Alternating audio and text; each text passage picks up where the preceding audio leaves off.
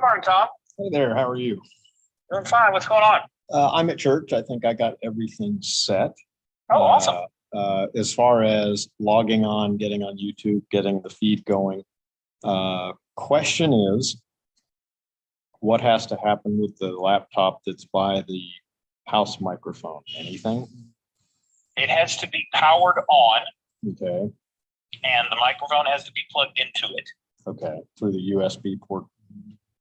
Yes. Yeah. And that's if we choose to use that microphone, or does it have to be either way? That is how you get the house sound. Okay. You don't have to plug it into Zoom. Although if it's going to be on, you might as well join the Zoom with that laptop. Okay. But it's not required. But the microphone will not capture any signal unless the USB plug is in and the laptop is on. And it's connected to, well, that connects it to the board.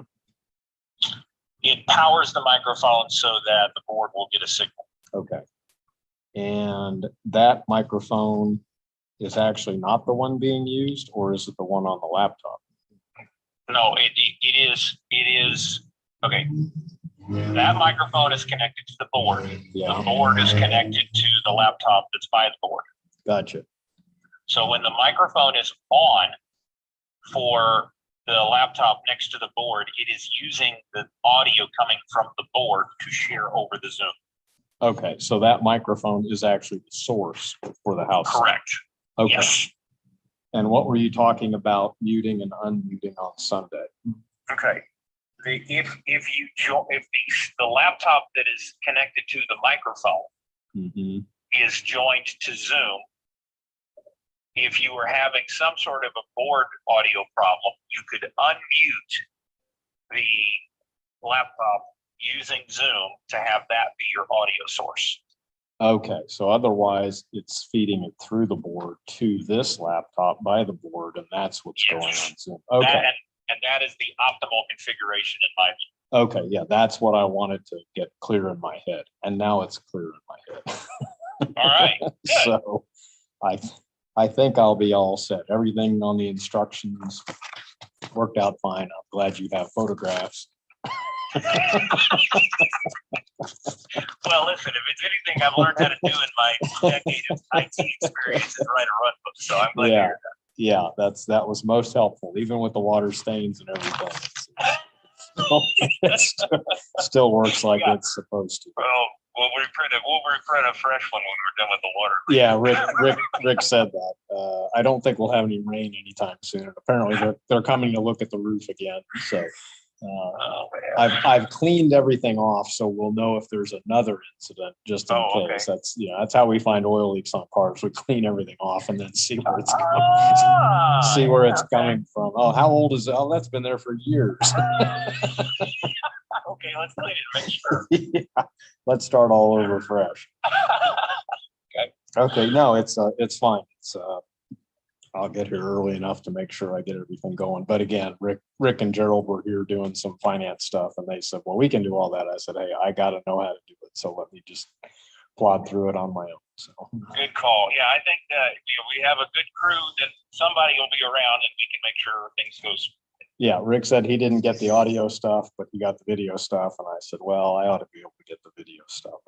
I did some of that. I was going to explain to Emma and even to you that in directing class, when I was in North Texas doing radio, TV, film, you always queued up the next shot ahead of time. So you put the mouse cursor on where you want to go next for a shot. Because the director tells the technical director what's coming, and the technical director does the selection.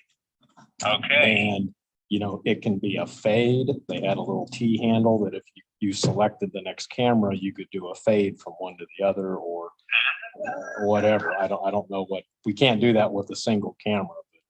But, anyway, That was, and as the director, you had to tell the technical director what to do. He was not supposed to do anything that you didn't tell him. Oh, okay. So when you see something go wrong on broadcast television, it's somebody's fault.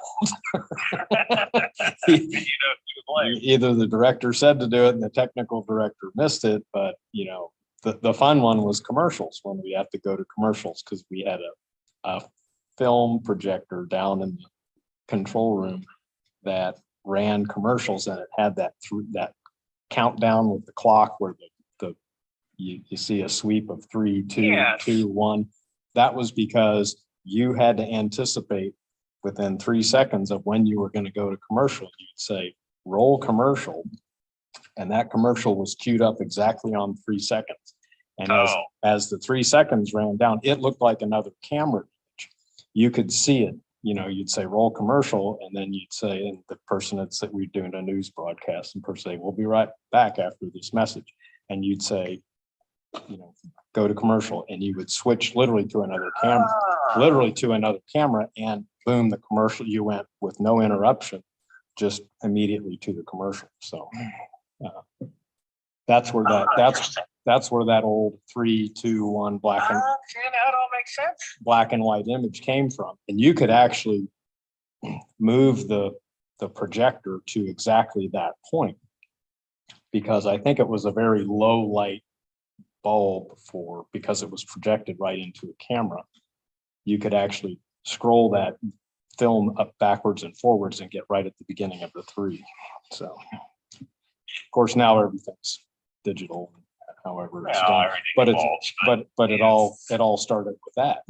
You know, I like to know where the phrase "roll down the window" came from. You